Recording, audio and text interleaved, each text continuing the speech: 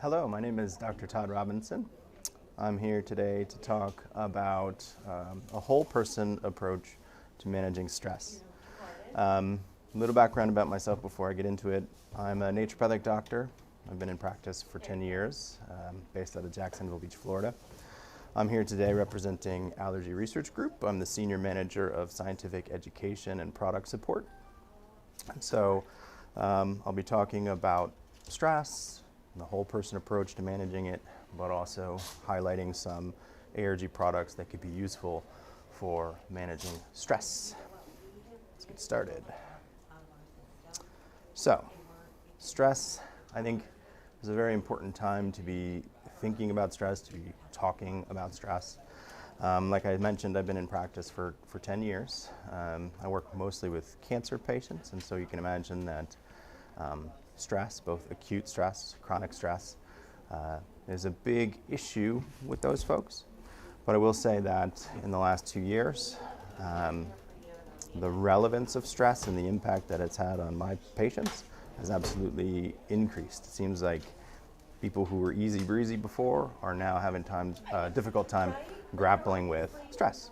And it makes sense given the recent pandemic. It makes sense given the political climate. We're sort of all stewing in a crucible of stress. And so it's a very important time to be talking about it. So a little bit of background. Stress is a term that was coined by this gentleman, Dr. Hans Sale.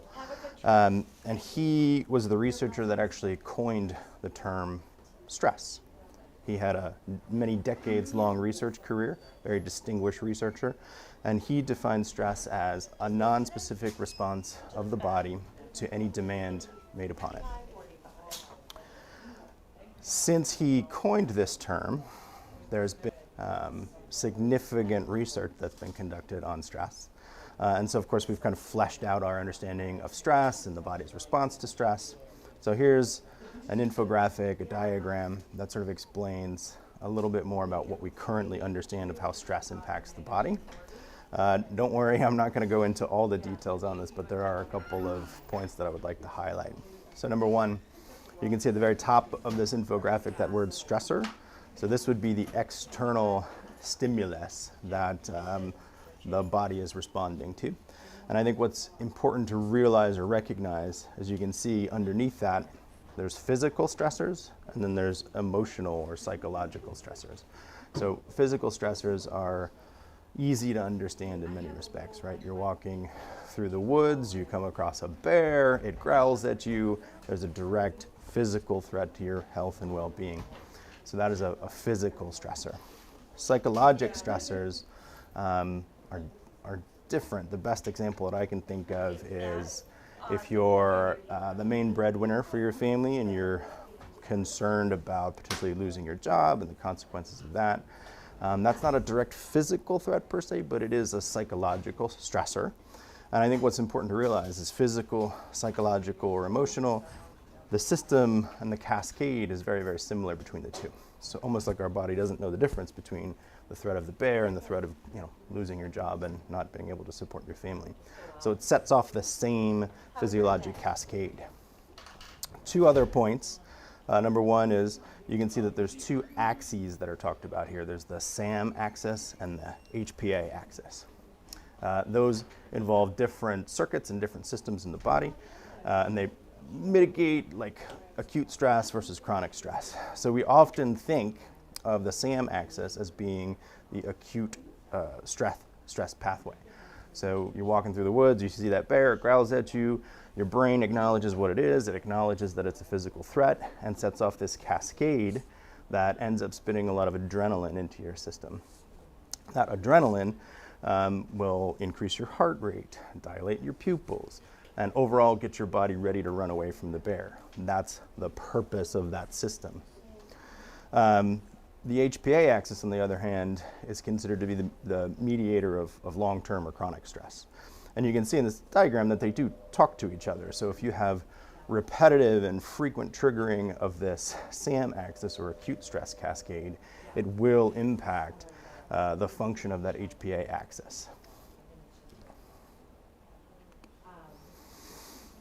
So to return here, you'll see on the slide at the bottom, there's this abbreviation GCs. That stands for glucocorticoids.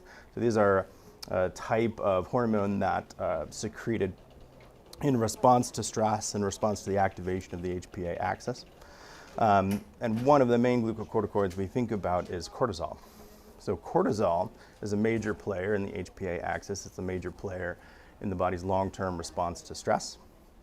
And so what you see here is a brief overview of some of the functions that cortisol actually has in the body. So cortisol will increase energy production. It will compel the body to sacrifice fat and protein for the production of energy. It increases blood sugar. Again, this is to make energy more readily available for running away from the bear. It will suppress the immune system. It does suppress immune function over time, and it suppresses inflammation.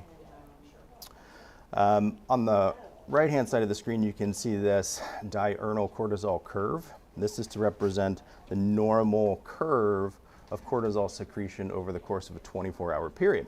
So you see that cortisol peaks in the morning and steadily is supposed to peak in the morning and steadily decline over the course of the day. So you can think of cortisol as being sort of the wake you up hormone. Oftentimes it's thought of in conjunction with melatonin. Melatonin is the bedtime hormone, cortisol is the wake you up hormone. What happens with chronic stress, we start to see altered cortisol rhythms. So you can see cortisol levels that are too high at inappropriate times of the day. You can see cortisol levels that are too low at inappropriate times of the day. And that has dramatic impact on how well the body is functioning. And it has dramatic impact and mediates how stress impacts the body and our long-term health. This is another interesting concept that's emerging in the research literature. So it's not, long-term stress is not just about cortisol levels being too high or too low. There's some indication that it is also about resistance, cortisol resistance, or glucocorticoid resistance rather. So the body can potentially become less receptive to the input of glucocorticoids. So this is a situation where you can have someone who's got elevated cortisol, which you'd think would be suppressing inflammation, but if there's that receptor resistance, they can have elevated cortisol and elevated inflammation at the same time. And this is the root of how that might happen. So my point is, balance in the stress response system is the key to maintaining long-term health in the face of chronic stress. So what happens is an appropriate and well-balanced acute response can become a detrimental long-term response when the system is thrown out of balance. So the question is, what do you do about that? We can't control external circumstances, at least not completely, but we can try and control our body's response to those external circumstances, and in that way, hopefully balance our physiology, balance our response to those stress inputs. So one option is, of course, meditation. Meditation, through multiple studies, has been shown to reduce a lot of stress parameters. So reductions in anxiety, depression, mental health related quality of life, pain, and then other markers of stress and distress. So meditation is one. And I like this approach because it gets at the root cause. It gets at the root imbalance within the HPA axis. Another potential option for helping to balance the HPA axis and improve the body's response to stress and chronic stress is the use of various adaptogenic herbs. So these botanicals have been used in traditional medical systems around the world for a long time. They're used for many purposes. Sometimes it's a bit confusing if you're not used to traditional botanical medicine. You can look at the traditional indications for these botanicals and become confused because it seems like they're useful for everything. The reason for that, well, one of the emerging reasons for that, is that adaptogenic herbs have a normalizing effect on the physiology. So if your cortisol levels are too high, adaptogenic herbs can help bring it down. If your cortisol levels are too low, adaptogenic herbs can help bring it up. They have what's referred to as a pleiotropic effect, which is essentially bidirectional. It'll bring you in the direction your physiology and your body needs to go. So here's a product offered through Allergy Research Group that is, in my opinion, an excellent, I didn't formulate it, but I think it's an excellent formula. And it does rely on the use of multiple adaptogenic herbs. So one of the main features or highlights of this particular product is this extract, Rilora, which is a combination of magnolia and philodendron. And so this particular extract has been studied in humans, and looking specifically at its ability to modulate the stress response and improve stress over time. And over the 4 weeks that these folks in this trial were taking Rilora, we saw normalization of both objective measures of stress physiology, so cortisol levels, but also normalization of some of the subjective measures. The patients reported lower anxiety, better mental health, etc. So Rilora is one of the key ingredients in this particular product. And those herbs are considered to be adaptogenic, so they're helping to normalize abnormal physiology. And then one of the ingredients is ashwagandha. This is a very, very, very common, very famous herb now at this point. It's considered, sometimes referred to as Indian ginseng. So it's traditionally used in Ayurvedic medicine. There's been a lot of studies to show that it boosts thyroid function, it reduces anxiety, it improves sleep. And so this also has adaptogenic effects where it will regulate or normalize cortisol over time. Lemon balm. Lemon balm isn't necessarily considered an adaptogenic herb. It falls into the category of nervines, meaning it is relaxing. So lemon balm has a nice relaxing and anti-anxiety effect, so it's a good option for sort of a stress relief formula. And then chamomile. I love the addition of chamomile in this formula because chamomile is a little bit like lemon balm insofar as it's soothing, calming, relaxing, without being sedating, but it is also anti-inflammatory. So chronic stress, as we'll see in a little bit, can have an impact on gastrointestinal function. And chamomile is potently anti-inflammatory and can help soothe some of that digestion. So it's a great addition to this formula. So meditation or the use of adaptogenic herbs is a good way of addressing sort of the root cause of chronic stress, helping to balance the SAM and HPA axis. But you can also take a systems-based approach where you look at the impact that stress has on individual systems within the body. And so we know that stress and chronic stress will impact brain function, it will impact endocrine function, it will impact the gut, it will impact the heart. So there's a lot of different systems that will be impacted negatively by chronic uncompensated stress. So it's beyond the scope of what I can talk about here to talk about all of that, because that's a ton of information. So I'm going to focus on these 5 systems and talk a little bit about strategies for how to improve or regulate. So the first, cardiovascular system. What do we see in the case of chronic stress? We see a lot in the cardiovascular system. So we see increased risk of having high blood pressure. We see increased risk of endothelial dysfunction. So the endothelium is essentially the lining inside blood vessels. It's important for regulating the contraction and relaxation of those blood vessels. So if the endothelium is dysfunctional, your blood vessels cannot expand and contract the way they're supposed to, and that leads to multiple long-term problems. We see a lot of inflammation within the cardiovascular system in the face of chronic stress, and we also see altered coagulation cascade. So there's a greater tendency in the presence of inflammation to create blood clots, that sort of thing. And so these are sort of the impacts that chronic stress has on the cardiovascular system. So one potential approach or one potential strategy for alleviating some of that is lumbrokinase. Lumbrokinase is a proteolytic enzyme. That means it helps to break down proteins. It's a fibrolytic enzyme, so it helps to break down fibers. And so in human studies, it has been shown to improve the coagulation and blood flow. And so this was sort of a proof of concept study that it was bioactive in humans, and then it did in fact improve some of their coagulation markers without any adverse effect. So, and then another study showed that lumbrokinase taken for a year significantly reduced the risk of having a stroke, but it also reduced plaque burden. So that's a pretty big impact on the cardiovascular system. So lumbrokinase is a really, really good candidate for mitigating some of the cardiovascular effects of chronic stress.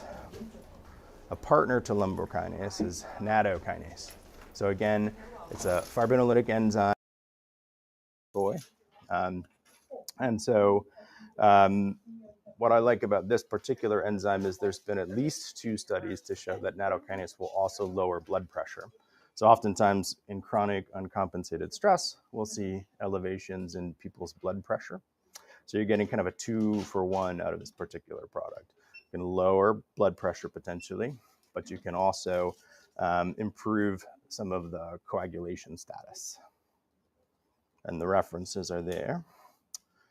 On the impact, one of the other major systems in the body, the endocrine system, one of the major long-term effects of chronic uncompensated stress is metabolic dysregulation. So what we see sometimes is elevation in blood sugar, elevation in insulin levels. Sometimes there's alterations to people's cholesterol, total cholesterol, LDL, etc. And so making sure to address that, because metabolic dysregulation is unfortunately very, very common. It's also very, very detrimental to the long-term health, increases the risk of multiple complications over time. So one of the ways to potentially address that is this product, which is a formulation that contains 2 of my absolute favorite ingredients for improving blood sugar levels. And that's the combination of biotin and chromium. So multiple studies have been conducted on these particular ingredients. I like it because it displays a basic understanding of how the body actually utilizes sugar. So our blood sugar, when our blood sugar is elevated, we have too much glucose in the circulation. And what we need to do is get that into the cells where it can be metabolized for fuel. And so chromium is a good addition because it helps to get that glucose actually into the cell. And then biotin is a good partner because it induces enzymes that will help those cells actually use glucose for fuel. So it's a good way of opening the door and getting that glucose into the furnace where it can be used for fuel instead of circulating around the body and causing harm. Other ingredients in this formula include berberine. Berberine has been very well studied for improving metabolic profiles. So multiple studies have shown that will help lower fasting glucose. It will improve cholesterol levels, etc. One of the ingredients in this product that I think is most exciting is actually this European ash. So that background is a picture of what the plant actually looks like. But this one has been pretty rigorously studied in this context of improving metabolic profile in people. And so this particular study did find that it improved glucose insulin sensitivity, it improved blood sugar levels, it improved inflammatory status in the folks that were participated in the study. The next system to think about, the GI system. So chronic uncompensated stress has a huge impact on the gastrointestinal system. Sort of a very common thought is, or picture that we conjure in our head is people who are under constant stress, they develop ulcers over time, right? So that's sort of the picture. But it is true that chronic stress has a detrimental effect on the gastrointestinal system. It can alter appetite levels. Sometimes it suppresses the appetite so people don't eat very much. Sometimes it goes the other direction where people eat too much. And that, of course, can contribute to weight gain and metabolic dysfunction. It can impact how well the GI system actually moves. So when you eat something, part of it is an assembly line. The food has to move through the digestive system at the appropriate speed for your body to do everything it needs to do to absorb all those nutrients. And then inflammation is another big one. Inflammation, chronic uncompensated stress can contribute to higher levels of inflammation in the gastrointestinal system. And that can cause or contribute to a lot of different issues. So one potential source of relief for that is this particular product, Mastic Ox Bile Complex. This is a very interesting formula. It includes multiple demulcent herbs. So licorice and marshmallow are very classic demulcent herbs. So they're considered to be soothing and anti-inflammatory for the digestive system. It contains ox bile, which is helpful for gallbladder support. And then it includes this very interesting ingredient rather, mastic gum. So mastic gum has been used traditionally for a very, very long time, and it has been demonstrated to have antibacterial effects. So it can, if there's any dysbiosis or imbalance in gut bacteria, mastic gum can help address that. It has pretty potent anti-inflammatory effects. So if there is any elevated inflammation in the gastrointestinal system, mastic gum can help to reduce or calm that. And there are some studies to indicate that it promotes healing within the GI system. So if someone has an ulcer or some sort of other patch of inflammation somewhere along the GI tract, mastic gum can promote the healing of that particular injury. And this is a very interesting one in terms of chronic stress and gastrointestinal function. So this is a very, very particular probiotic, Lactobacillus plantarum DR7. So this has been shown, this is the first probiotic that's been shown to impact certain brain functions. And so it's been demonstrated to have sort of an anti-stress or anti-anxiety effect through the impact of neurotransmitters, et cetera. It's been shown to improve cognitive function as well, so certain learning and memory parameters. And then you also get the benefits of probiotics, so some of the gut health and gut-related support. Immune system. So if you recall, one of the effects of cortisol in the body was to suppress immune function. So if you've got sort of chronic activation of the stress response, you've got elevated levels of cortisol, it is potential that you could have suppression of the immune system. And so this is a very interesting product that can help to address that, lactoferrin. It's a derivative peptide from colostrum. For instance, breastfeeding in humans has been shown to really enhance immune function and overall long-term health. And part of the reason for that is the delivery of some of these proteins, these peptides from the mother's milk to baby. Has a direct regulatory and modulatory effect on the immune system. So lactoferrin is a bovine-derived peptide from colostrum. And it has been shown to regulate or modulate immune function, so it can help to stimulate both the innate and the adaptive immune system. And that makes sense if you understand how these peptides are essentially intended to confer protection from mom to baby. The nervous system. Yeah, so chronic uncompensated stress can have a huge impact on the brain and the rest of the nervous system. This is probably the category that's been most well studied. Chronic stress can cause behavioral disorders. So we see things like attention problems, but also alcohol and substance abuse. We see cognitive disorders, so learning and memory issues. We see mood disorders, so increased anxiety, depression, etc. Insomnia comes along with this as well. So making sure that you identify and address these things in folks is important. So here's a super interesting product, Molecular H2.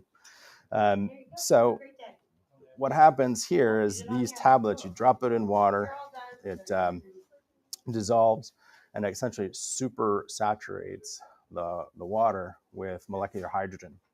Molecular hydrogen has been shown to have the right properties for crossing the blood-brain barrier. So it's easily absorbed. It crosses the blood-brain barrier and can get into the brain. And there, it can have a pretty potent anti-inflammatory effect. And inflammation is considered to be at the root of some of what stress does in the brain over time. So this is a good, very safe way of helping to reduce inflammation in the brain. And then this is a great formula that works very, very well. So this is Zen. It's a combination of GABA and L-theanine. So GABA is one of the major inhibitory neurotransmitters in the brain. So what happens in chronic stress is sometimes the brain can become overstimulated, overexcited through the action of excitatory neurotransmitters. GABA is a good way to calm that down. And so what we see with GABA is sort of the regulation of neurotransmitter function, reductions in stress, reductions in anxiety, improved sleep. So this is a good sort of master regulator in the brain. And then L-theanine is a constituent that's found in green tea. It's long been recognized for its calming properties, its anti-anxiety properties, but it does also help to regulate or support the balance of neurotransmitters in the brain. This product also comes in liposomal form, meaning it's been enhanced for absorption. The blood-brain barrier sometimes separates what can get into the brain, separates what can get into the brain from the systemic circulation. And so liposomal formulation will help actually get these things into the brain, helps improve their fat solubility. So liposomal Zen is an enhanced formulation of this particular product. So at this point, I would see if there are any questions.